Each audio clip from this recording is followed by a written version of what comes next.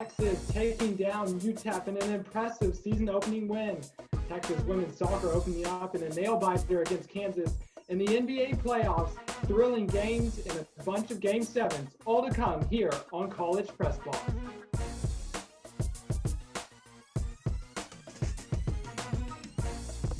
Good evening, and thank you for joining us for another exciting episode of College Press Box. I'm your host, Adam Ogburn. We have a full show tonight as we recap the return of Texas sports and take a look at what's been a wild NBA playoff so far. But our first stop is going to be over at Darrell K. Royal Memorial Stadium, where the Texas Longhorns squared off against the UTEP Miners in their season opener on Saturday night. The Miners came into this week with a 1-0 record after they beat Stephen F. Austin 24-14, the week before. However, the Longhorns were heavily favored heading into this contest. Let's take a look at the highlights. Here we go. Longhorns taking on the Miners. First play of the game. Sam Ellinger is going to drop back, and he's going to find Joshua Moore on a slant across the middle. And Moore's going to be off to the races. A 77-yard touchdown to open the season. A great start for the Longhorns. On the ensuing drive, Ellinger is going to drop back from UTEP 20, and he's going to find tight end Cade Brewer on the wheel route. Just 5.5 minutes in, and the Longhorns already up 14-0.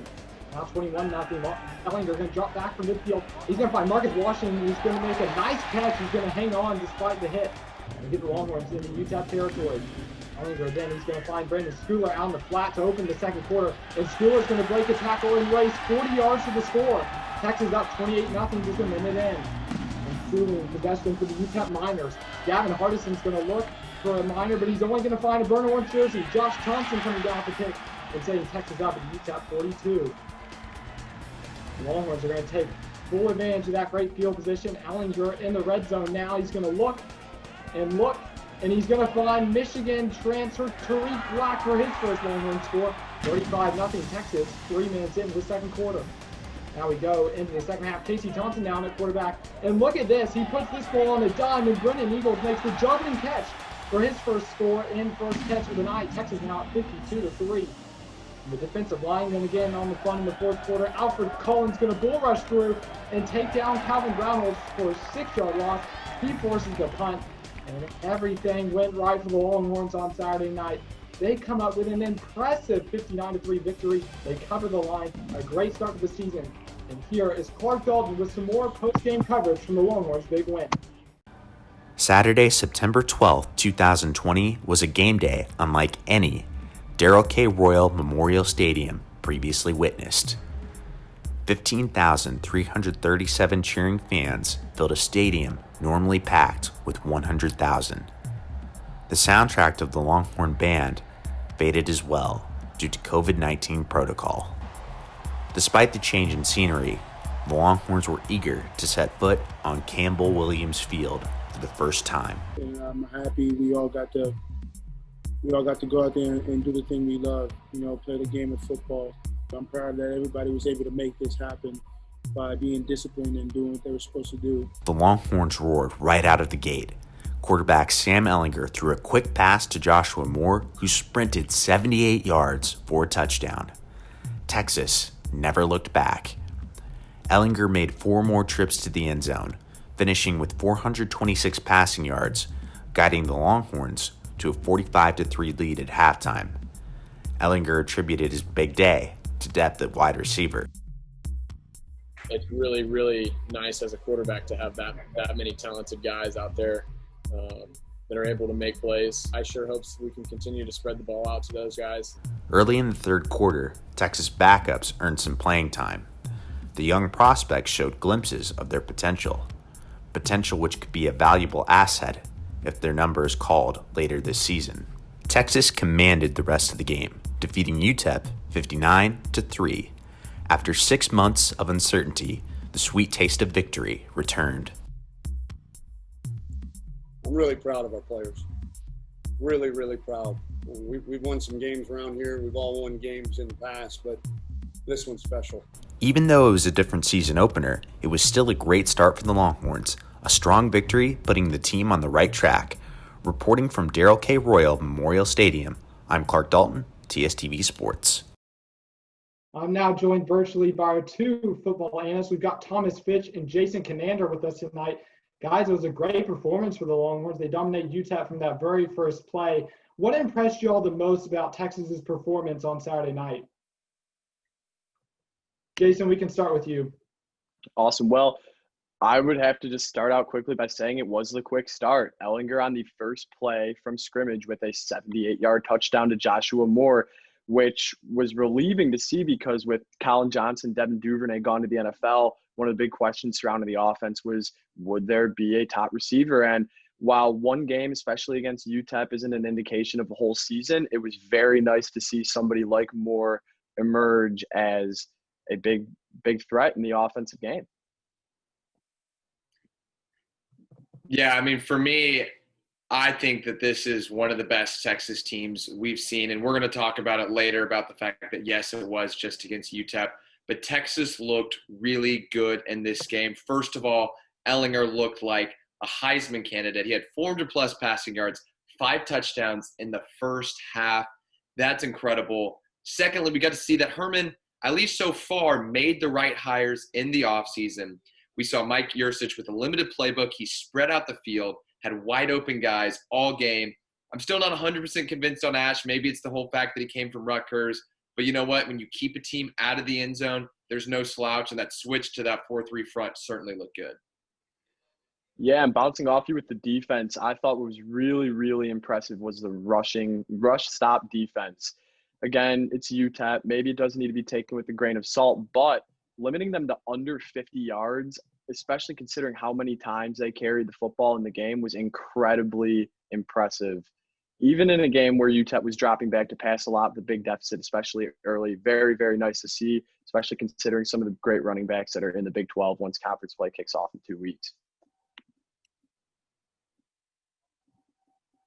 Yeah, obviously, y'all both alluded to this. A 59-3 win on paper, it does really stand out, especially considering Texas has hung with Tulsa and Kansas the past couple of years.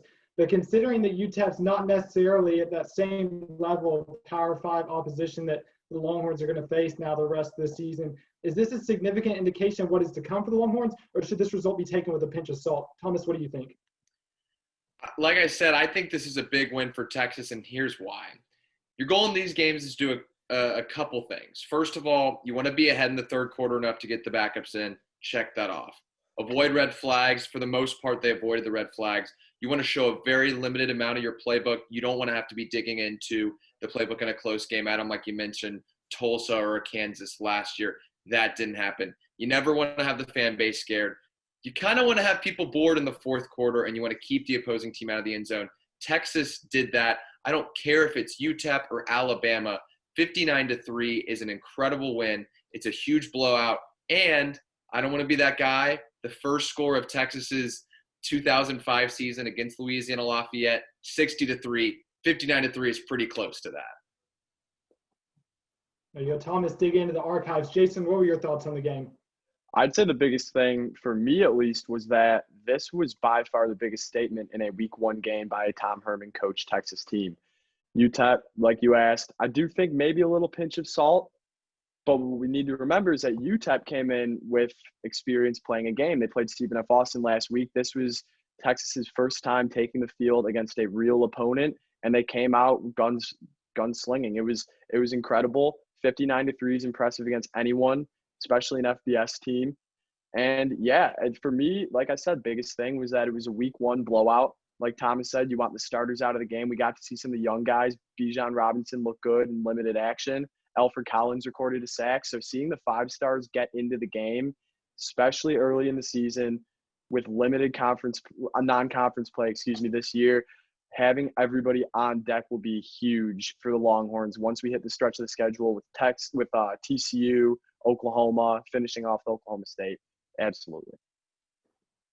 Obviously, guys, this was a summer unlike any other. A lot of limited workouts due to the COVID-19 pandemic. But Saturday was a good chance for the Longhorns finally to get that live game situation and get 60 full minutes in against another opponent. After kind of getting to see the game on Saturday night, what do you guys think is something that still needs to work? The Longhorns still need to work on before they get into conference play here in 2 weeks' time. Jason, what are your thoughts on that? Well, it's really hard to nitpick things that didn't go well in a 56-point win. But the thing that jumped off the stat sheet for me was the running game. Keontae Ingram had a great season, especially considering the circumstances last year. I personally thought he was going to have a big year. And while he only carried the ball 9 times, I didn't really see it too much. Like I mentioned, Bijan Robinson looked really good in limited opportunities. But what I would like to see the offense do is run more of a two-headed monster type situation with the backfield.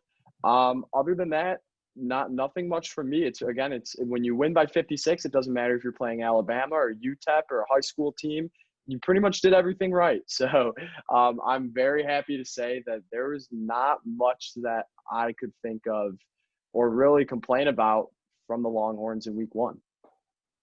Yeah, Thomas, what did you see from that game? What do you think the Longhorns need to focus on before they open up against Tech here in 2 weeks' time? Yeah, Jason, I'll agree with you. I think the O-line needs to get a better push up front to get the running game going. They did have 208 rushing yards, but it felt like when Roschon Johnson and Keontae Ingram were in the game, it wasn't as good as you would have liked for saying that you're playing UTEP. For me, though, I think what really needs to get fixed is the receiver room. Obviously, you were without Jake Smith. You lose Devin Duvernay, Colin Johnson to the draft. You're bringing in a lot of new guys. Tariq Black transferred from Michigan, and with a restricted amount of practice time in the fall and even in the spring, it's hard to get adjusted. And you also add in the new playbook. But that being said, there was a lot of miscommunications. Marcus Washington had to drop. Brennan Eagles just didn't seem to be on the same page with Sam Ehlinger. So that needs to be fixed. Also, I don't know what was up with Cameron Dicker, but he missed a 43-yarder, almost mixed an extra point. Again, not a problem against UTEP, but when you're playing Oklahoma or Oklahoma State or Baylor, you got to make your field goals when it comes down to it. Guys, great point. Thank you for joining us. It's going to be interesting to see how the Longhorns do in Big 12 play after their quick start to the season. But when we come back, we're going to trade the football field for the soccer pitch as Texas women's soccer opened up their season against the Kansas Jayhawks on Friday night. Don't go anywhere. We'll be right back here on College Press Box.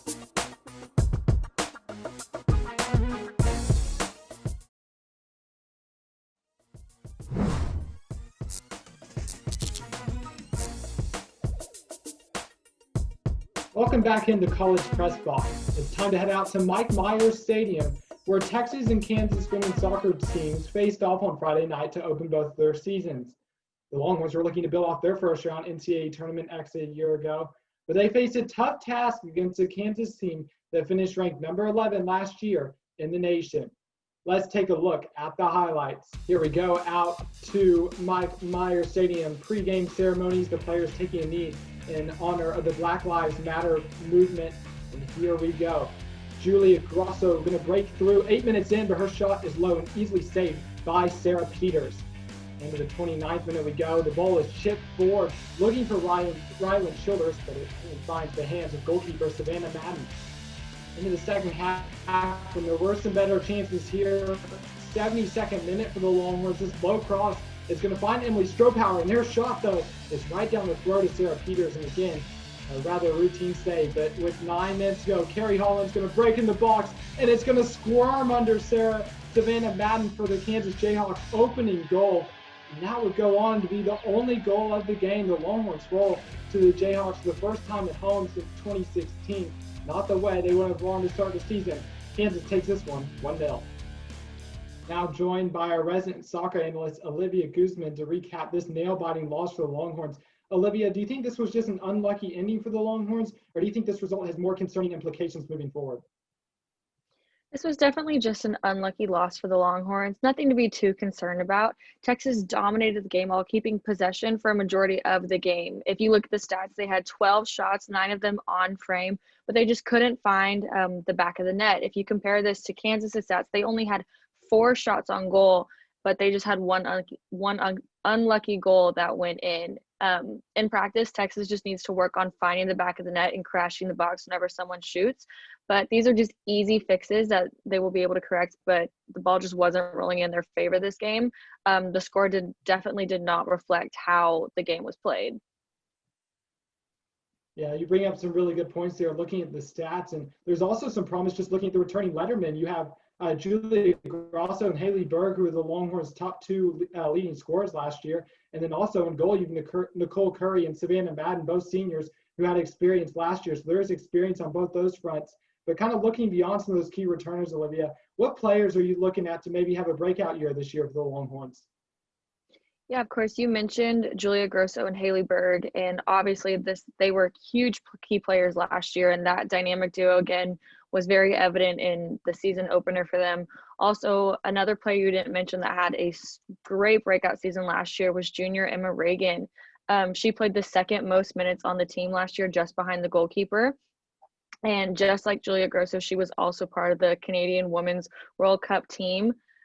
So she has professional experience, and that is very evident when she takes the field. During this first game, again, she proved that just like last year, she will be an important component for the Texas defense, shutting down several one-on-one attempts.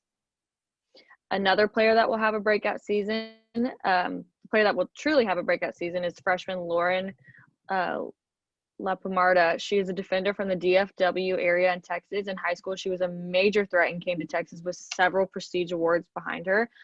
In her collegiate debut, she was showing to be another vital part of the Texas defense until she obtained a very unfortunate hamstring injury. Depending on how quickly she can heal will determine whether this season is going to be her breakout year. There's definitely a lot of promise back on the Longhorns roster with those key returning players and then with those promising freshmen as well. Last year they had 11 wins, but they fell in not only the first round of the NCAA tournament, but the Big 12 tournament as well. Kind of looking now forward to this year, Olivia, how many wins do you think the Longhorns will earn this season? And do you think they can better that postseason performance from last year, assuming hopefully that the postseason can be played in the spring? Yeah, of course. I think the Longhorns have a good chance of winning the rest of their 8 games. Tech and OSU will definitely be their major challenges for the season, but if their key players can stay healthy and they can work on finding the back of the net as a team, I think this team will be proved once again to be a real threat in the Big 12. I think that for them to have a better postseason, they just need to keep their cool on the field. They played one of the best soccer programs in the nation, being Texas A&M, and they really did have a good game. I think that they scored early and got too comfortable, which is a dangerous position to be in. But I think if they can just, focus on playing their game and staying on top of it the whole time, I think they're going to prove to have a really well season and postseason given it happens. For sure. Texas women's soccer definitely going to be a team now to watch throughout the rest of the season as they can compete to hopefully do well in the Big 12 and look to better that postseason performance. Thank you, Olivia, for joining us. But when we come back, it's off to Disney World for some NBA as Marcus Reisman joins us to preview a Nuggets-Clippers Game 7 and looks ahead to what should be some entertaining conference final matchups. Don't go anywhere. We'll be right back.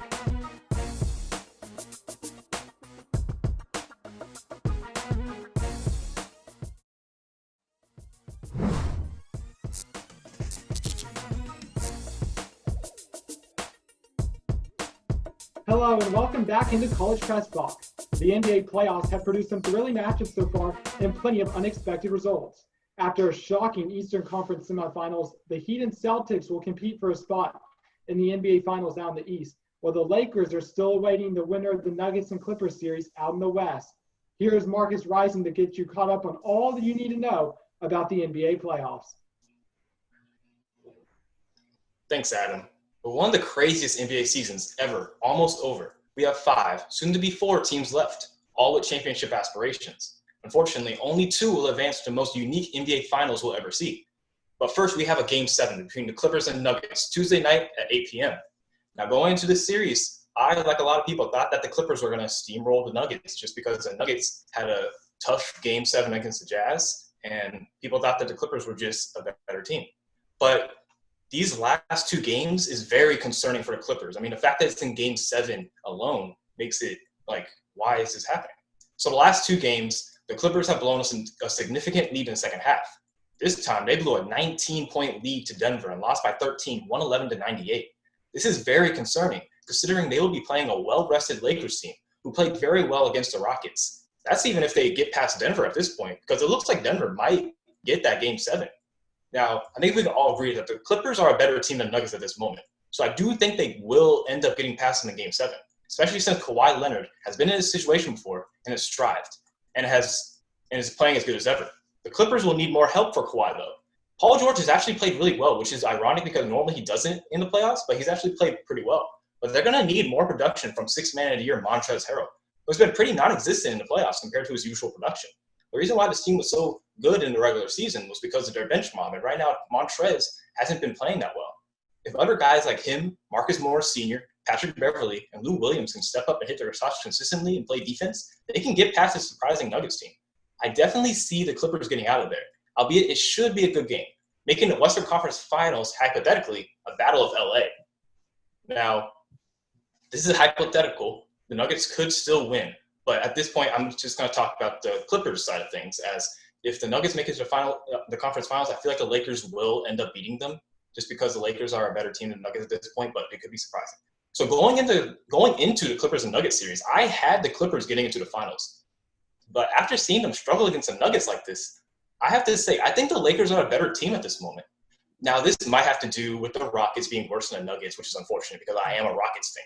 And this is kind of tough for me, but the Lakers, you have to remember, the Lakers lost game 1 against the Rockets pretty significantly, and they managed to make a game plan to take the Rockets out of their game and ended up dominating them pretty much for the rest of the series. Now, they can do this against the Clippers as well. In the regular season, the LA team split the series 2-2. The Clippers winning the first 2 and the Lakers winning the last 2. This includes the last game being in the bubble in July.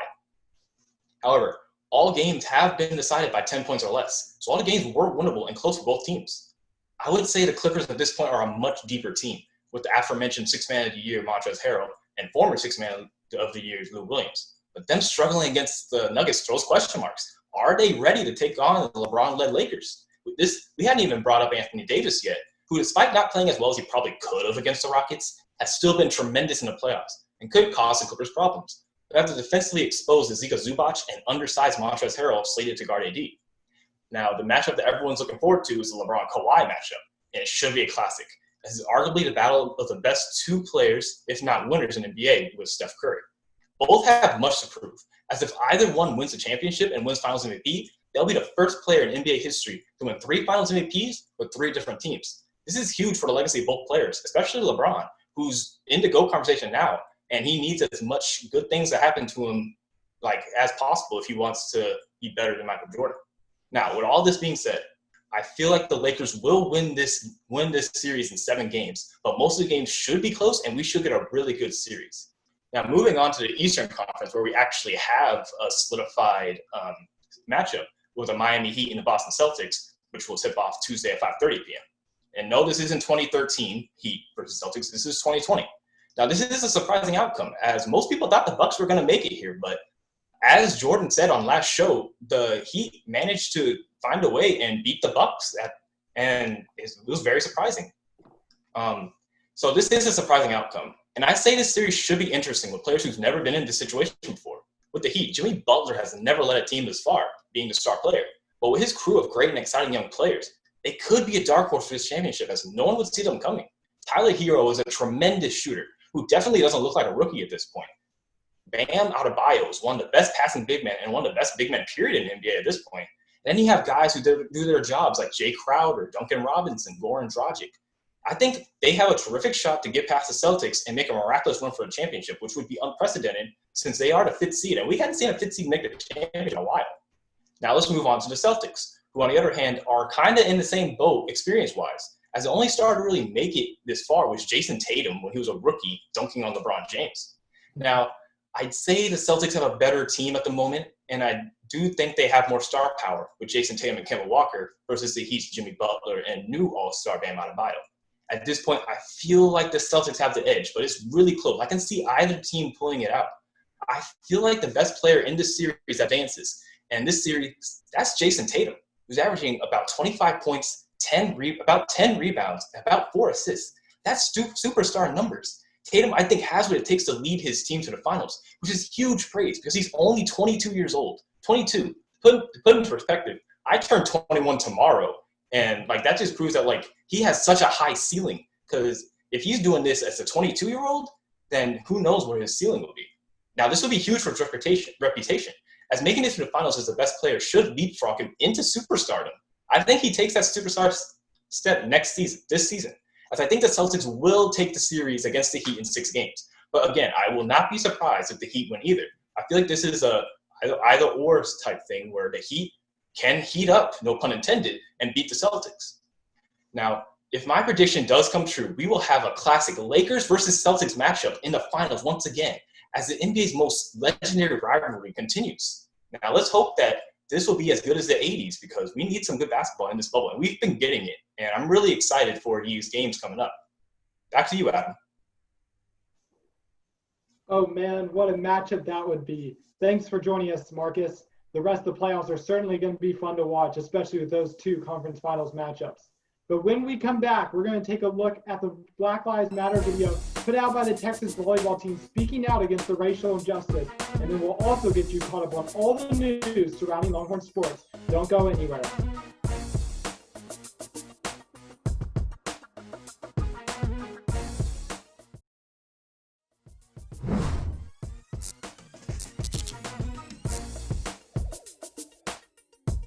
Welcome back into College Press Box. The Black Lives Matter movement and the importance of speaking out against racial injustices that are still very much present in our society has been a topic on the minds of many both in and outside the sports world in recent months following the death of George Floyd. The Texas volleyball players produced a video speaking to this very issue, telling fans that they need to support them in society as Black women, just as they support them on the volleyball court. This powerful video was released by the Longhorns last week. Here's the video in its entirety. The time for change is now. If you care about me when I do this, Or when I do this, you should care about us when we do this. I won't always be an athlete, but I will forever be a Black woman. you've had my back here. Now, have my back here. No one should feel unsafe due to the color of their skin. All lives can't matter until Black Lives Matter. Join us in the fight to end systemic racism. Black Lives Matter. Black Lives Matter. Black Lives Matter. Black Lives Matter.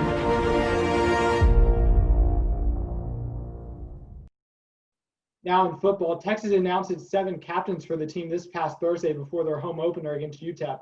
Quarterback Sam Ellinger, tackle Samuel Cosby, and center Derek Kerstetter were the 3 players selected on offense, while defensive end Taquan Graham, linebacker Joseph Osai, and safeties Chris Brown and Caden Stearns rounded out the 7 team captains for the Longhorns to lead the team this season. Sticking with football, the university announced last Wednesday night that all big ticket holders who wish to attend football home games this year would have to take a complimentary COVID-19 test the day before a game and test negative in order to be eligible to claim a ticket. Those students who test negative are then allowed to claim their tickets the following morning, with Longhorn Foundation members beginning access at 8 a.m., while all other big ticket holders have access at 10 a.m. According to Brian Davis of the Austin American Statesman, 1,198 students were tested on Friday morning, with 95 testing positive. Of those testing negative, 1,051 claimed tickets for Saturday's game against UTEP. The Longhorns also announced game day policy for fans wishing to attend women's soccer games at Mike Myers Stadium. Admission will be free this year for all fans who wish to attend each of the Longhorns' 4 home conference games. Those attending will have to enter through specific gates and follow social distancing markers throughout the stadium. Fans will also have the ability to make purchases at concessions through the Longhorn mobile app, and payment also for parking will be cashless as well to limit physical interaction. In addition to this, their hand sanitizers have been installed throughout the stadium, and track level seating this season has been prohibited as a measure to spread out fans and keep them and students safe. Now moving over to the baseball diamond. Texas has had its recruiting class ranked in the top 10 by Baseball America for the 3rd year in a row. This year, the Longhorns came in at number 8 with its 13-man recruiting class. The class is made up of 1 outfielder, 3 infielders, 6 right-handed pitchers, and 3 left-handed pitchers. These players will look to add talent to a Longhorn team that got off to an impressive 14-3 start last season before the season was canceled due to the COVID-19 pandemic. This week in Longhorn sports, it's a bare-bones schedule. We only have 1 game going on, as women's soccer will travel to Fort Worth to take on TCU on Friday night at 7 o'clock as they look to bounce back from their season-opening loss against Kansas. And that wraps up our show for tonight. For all of us here in our virtual Zoom studio and those behind the scenes who tirelessly work to produce content for this show, thank you for tuning in tonight. Be sure to catch College Crossfire hosted by Jackson Pigeon on Wednesday nights, for the best sports debate on the 40 acres. And wake up on Friday morning to the 1-0 Sports Show to recap the weekend sports and get you ready for another jam-packed weekend of college and NFL football. Until then, I'm Adam Ogburn. Have a great night.